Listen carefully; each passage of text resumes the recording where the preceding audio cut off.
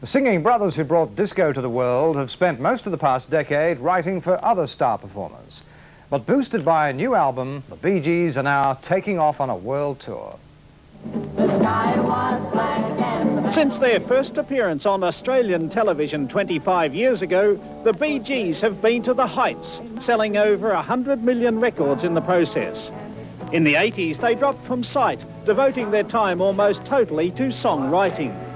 But now the brothers Gibb are back with bags packed for a world tour. It's actually easier than it used to be. Yeah. So it feels we can't look at it in terms of whether it's hard or not, we're just having a tremendous time. And we're also getting face to face with our own hardcore fans, which we haven't done for 10 years. The tour has been inspired in part by tragedy, by the death last year of brother Andy, a sad event that made them feel it's time to go on the road again. We don't want to waste what we do. Andy wasted a lot of the things that he was very capable of doing. There were so many things that he would have been great at. Now with a new album, the world is again the Bee Gees' oyster. In Hollywood, Ken Burslem for 10 News. Here's a Bee Gee fan. Yeah, I like Bruce them. McIlvany. Bruce, Gary Buckenhauer is now... The Australian tour is in memory of their youngest brother, Andy, who died last year.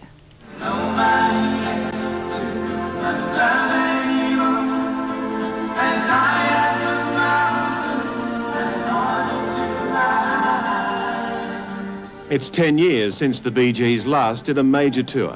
They haven't come back for the money, it's more a memorial get-together, the tour where the 3 Bee Gees were to become 4.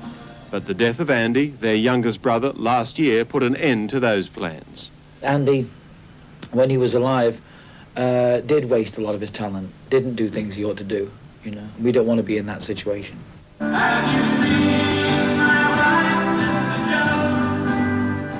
At every one of their sellout concerts, a song is dedicated to the memory of Andy. He was just 30 when he died. After a skyrocket ride to stardom, his career stalled. He became hooked on drugs and alcohol. Eventually, he died from heart disease. To this day, his brothers still think maybe they could have done more to help. They owe their multi-million-dollar careers to those early days back in Australia where they got their start. They're returning later this year. It's going to be a tour full of memories of a younger brother who should have been here.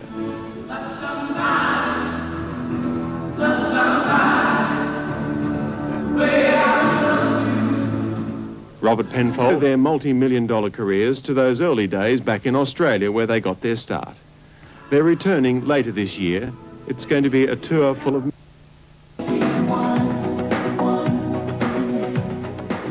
The world tour coincides with the release of their 26th album. It's called One, and dedicated to youngest brother Andy, who died last year, aged 30. It's still upsetting deep down, but easier to talk about. He was a good kid. It's a pity that he had such a short life.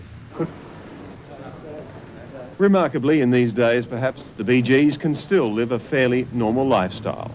In London, they can walk the streets, not totally unnoticed, but at least unhindered. They admit that baby brother Andy lost control of the situation, the sudden stardom, the slide into oblivion. These days, the brothers blame themselves for at least some of his problems. They think they should have done more, maybe acted earlier, to save his life. Well, obviously we feel that guilty. I mean, we've never felt less than guilty about it. That the fact that we were, the 3 of us, always together, and that Andy was a solo artist and wasn't really a Bee Gee, and in the later years wanted to be a Bee Gee and wanted to have his solo career as well. It was very conflicting time for him and for us. Yes, we still feel guilty about it. The return to Australia will be something special. The Bee Gees started there. It was Australia that gave them their first #1 record, the very beginning of an extraordinary career.